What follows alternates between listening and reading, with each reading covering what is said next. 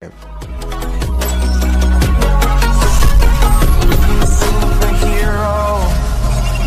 Friends, तो आज के इस वीडियो में हम कंपेयर करने वाले हैं द वन बिलो ऑल का कंपैरिजन द प्रेजेंस से और देखेंगे कि इन दोनों में सबसे ज़्यादा पावरफुल कौन है। तो स्वागत है दोस्तों आपका और एक डिटेल वीडियो में। तो चलिए आज का ये वीडियो शुरू करते हैं, लेकिन सबसे पहले ओरिजिन। तो अगर बात करें द वन बिलो ऑल के ओरिजिन की, तो द वन बिलो ऑल हमें कॉमिक्स में सबसे पहली बार दिखा था immortal Hulk in every mirror के इशू नंबर 5 में, और इस कैरेक्टर को क्रिएट किया था एल इविंग और जो बेनेट ने।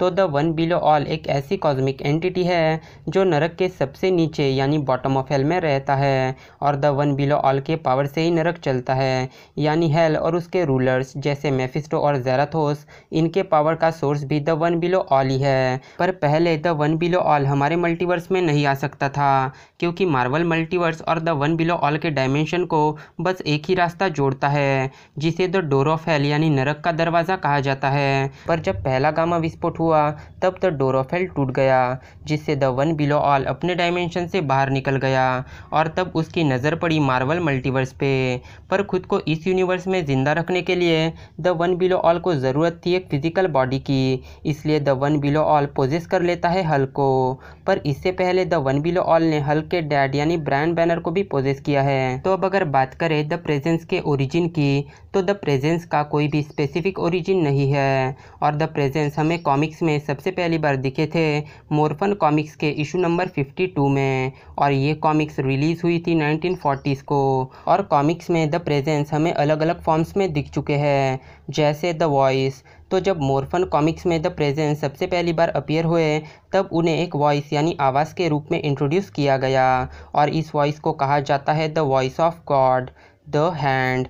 तो ग्रीन लैंटर्न के इशू नंबर 40 में आसमान में हमें एक हाथ दिखाया गया है, और डीसी कॉमिक्स में इस हाथ को ही रिस्पॉन्सिबल माना जाता है बिग बैंग के लिए, और इसीलिए इस हाथ को कहा जाता है द हैंड ऑफ गॉड। पर द प्रेजेंस का सबसे फेमस कॉमिक बुक अपीयरेंस हुआ लूसीफर इशू 68 में, और ये कॉमिक्स जनवरी 2016 को रिलीज़ हुई थी। और इस कॉमिक्स में द प्रेजेंस एक बूढ़े इंसान के रूप में हमें दिखाए गए, जिनके सर पर है एक बोलर हैट, और वो पहने हुए है एक डार्क कलर का सूट, और उनके हाथ में है एक अम्ब्रेला। और जब डीसी ने अपना यूनिवर्स न्यू 52 नाम से रिबूट किया, तब the presence council of eternity के सामने एक बिल्ली के रूप में आ जाते हैं, और काउंसिल ऑफ इटर्निटी के मेंबर्स को बताते हैं कि मैं हूँ द प्रेजेंस और मैं हर जगह हूँ। Powers and abilities. तो द प्रेजेंस डीसी कॉमिक्स के ओवरऑल गॉड है, इसलिए उनके सभी पावर्स अनलिमिटेड हैं, जैसे unlimited strength, unlimited durability, unlimited speed, size shifting, shape shifting, teleportation, portal creation, time travel, banishment power, invisibility और अनलिमिटेड स्टेमिना। द प्रेजेंस अपनी पावर से फोर्स फील्ड क्रिएट कर सकते हैं, एस्ट्रल प्रोजेक्शन और एस्ट्रल ट्रैवल कर सकते हैं, और एक बार लूसीफर ने द प्रेजेंस को मार दिया था, बट आगे जाके हमें पता चला कि वो गॉड की बस एक चाल थी, और गॉड असल में मरे नहीं थे, बल्कि वो गॉड का एक इल्यूजन था, जिससे हमें पता चलता है कि द प्रेजेंस अनइमेजिनेबल इल्यूजन भी क्रिएट कर सकते हैं, क्योंकि लूसीफर जो डीसी कॉमिक्स का सबसे ज़्यादा चालाक कैरेक्टर है और जो सबकी खबर रखता है, उसे धोखा देना कोई बच्चों का खेल नहीं।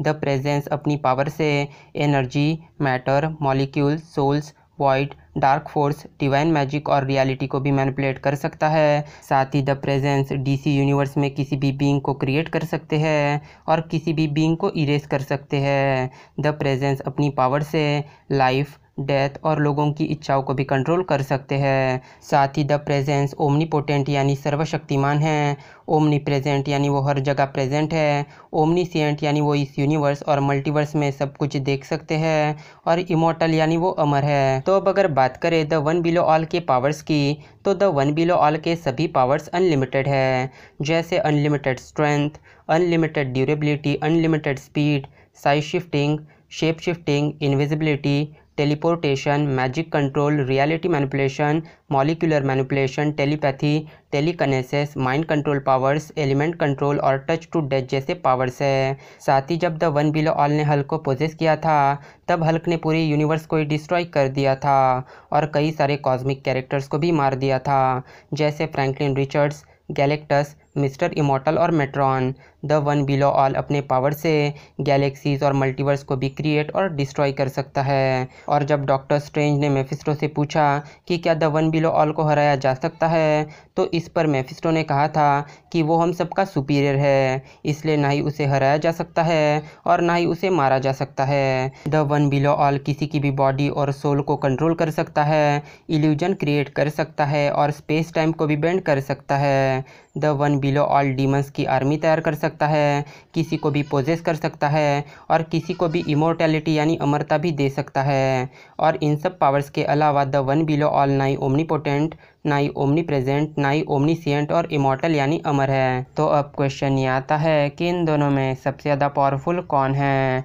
तो द वन बिलो ऑल और द प्रेजेंस, ये दोनों कैरेक्टर्स अपने अपने यूनिवर्स के मोस्ट पावरफुल बीइंग्स में से एक है। तो अब इन सब बातों को डिस्कस करने के बाद अब अगर इस बैटल में मुझे किसी को अपना वोट देना हो तो मेरा वोट या मिस्टर प्रेजेंस के साथ है, क्योंकि द प्रेजेंस एक ट्रू ओमनीपोटेंट गॉड है और वही दूसरी ओर द वन बिलो ऑल एक नाई ओमनीपोटेंट कैरेक्टर है और ओमनीपोटेंट कैरेक्टर नाई ओमनीपोटेंट कैरेक्टर से ज़्यादा पावरफुल होते हैं। तो इसीलिए मेरा वोट या द प्रेजेंस के साथ है। बट ये बस मेरा पर्सनल ओपिनियन है, आपका ओपिनियन मुझसे अलग भी हो सकता है। तो अगर आपको इस बैटल से रिलेटेड अपना वैल्यूएबल वोट अगर देना हो तो आप ऊपर आई बटन पर भी अपना वोट दे सकते हैं। तो मैं मिलता हूँ आपसे मेरे नेक्स्ट वीडियो में एक नए टॉपिक के साथ। Till then bye and be safe.